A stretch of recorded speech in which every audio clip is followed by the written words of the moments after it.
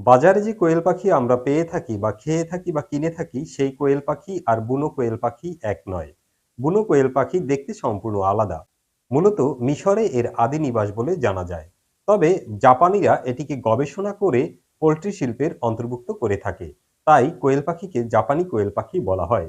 তবে বুনো কোয়েল পাখি দেখতে অত্যন্ত সুন্দর। বিশেষ করে পুরুষ কোয়েল পাখিটি আরো সুন্দর হয়ে থাকে।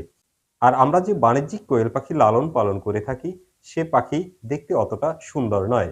তবে অনেকে ধারণা করে থাকে যে আমাদের এই বাণিজ্যিক কোয়েল পাখি হয়তো বন জঙ্গল থেকে ধরে আনা হয়। মূলত এটা নয়। এই বাণিজ্যিক কোয়েল পাখিটি একটি পোল্ট্রি শিল্পের অন্তর্ভুক্ত। যেমন আমাদের পোল্ট্রি মুরগি, ব্রয়লার মুরগি বা লেয়ার মুরগি এ জাতীয়।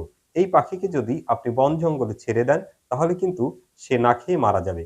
কারণ সে প্রাকৃতিকভাবে বাঁচতে শেখেনি। সে কৃত্রিমভাবে জন্ম হয় এবং তাকে কৃত্রিমভাবেই বড় করতে হয়। আর বুনো কোয়েল পাখি অত্যন্ত শক্তি